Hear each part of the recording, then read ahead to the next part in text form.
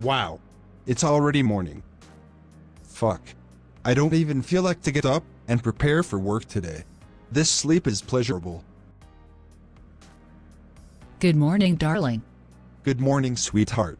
You are already awake? Yes, darling. In fact, I had to rush down here to check whether you've woken up and prepared for work, as the time is getting late. That boring work? I beg, I can't kill myself over someone else's company. I want to fully rest today, as a real man must know when to work and when to rest. I know. But darling, you know you've been doing this quite consistently now? And so what? I'm just worried that your boss might think you're taking your job for granted. And for that, he might not let this slide and have you sacked.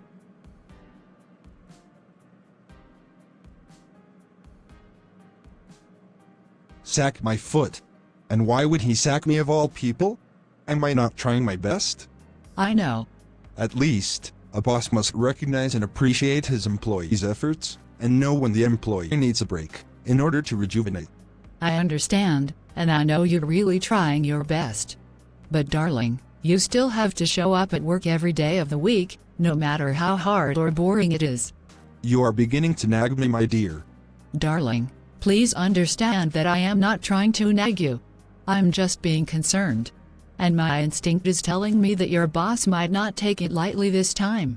More so, I think a real man must also learn to trust in his wife's instincts.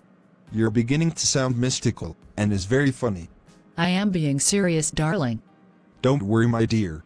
It's not your instinct talking. You're just simply worried that my boss might get angry and sack me. And about being sacked, you don't have to worry about that. I am a man, and I will deal with that. So, put your mind to rest. If you say so. At least, a wife should trust his husband's judgment. Good morning, sir. Good morning, Mr. Benson. So, why are you here? Why am I here? I don't understand, sir. What do you mean? How will you not understand? You decide not to come to work for the past 3 days without any prior notice. No calls, messages, or anything from you, and you now have the gut to come to work this morning. No, you should have stayed home.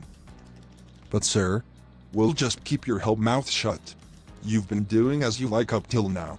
You come to work anytime you like, and any day you feel like to come. Is it because I tend to be gentle, right? No, sir. But sir, I don't even want to hear anything from you. Because I have been exercising patience, thinking that you will come to your senses, and be responsible for once. You're now taking my patience for granted. No, sir. In fact, from now henceforth, you are no longer welcome in this building, or recognized as an employee of this company. I don't understand, sir. What's that supposed to mean? Do you have hearing impairment? Don't you understand? It means you've been sacked from this job. But sir, it's not my fault. It's because I was tired and needed some rest. You still aren't going to take responsibility for your own fault? You're still going to pass the blame on the excuse of being tired? In fact, just get out of my sight, and go and look for a job elsewhere, where they can condone and tolerate your irresponsible behaviors. I am sorry, sir. Please and please, don't disturb me. Just quietly take your leave and get out of here.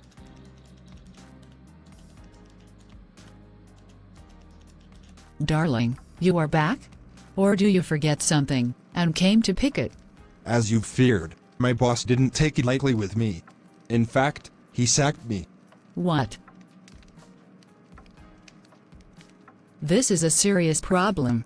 Can't we just go together and apologize to your boss, and promise him that such a thing will never happen again? Come on, dear. I have pride. Or do you want me to go and insult our family's name?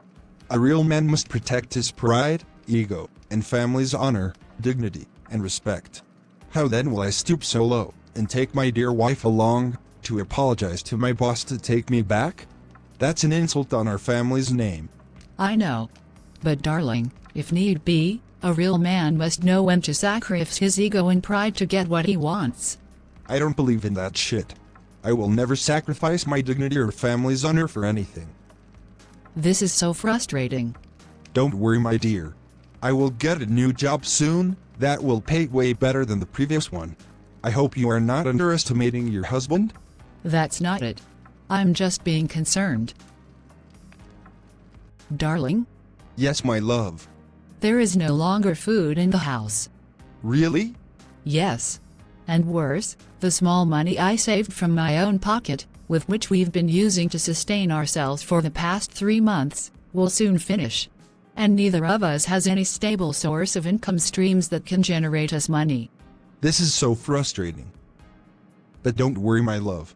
I will try and get us something that can sustain us till next month. By getting. Don't tell me you want to go and borrow money from your friend, Joshua, again. And what's wrong with that? Or where else will I get money from? Will I go and pluck the money from the tree? How did we arrive at this? You see, a real man must find a way to sustain himself and his household, even if it means having to borrow. No, that's not true. Instead, a real man finds a way to sustain himself and his household without having to borrow. So then, should I resort into stealing and kidnapping for a ransom? Will that make you happy and contented as my wife? Oh, Ben, you are here? Yeah. It has been a while. How have you been?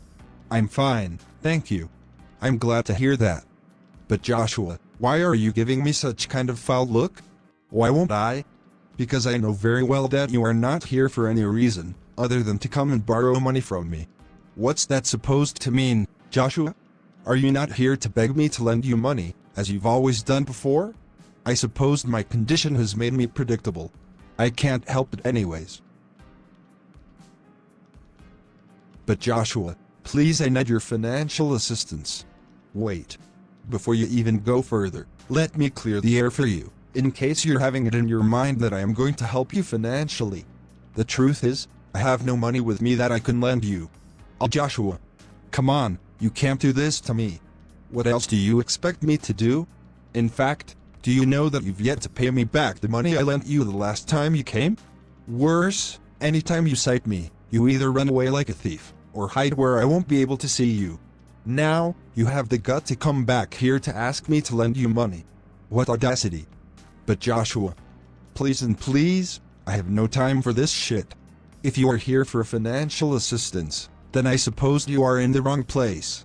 So, please, kindly leave my house before my fury gets out of control.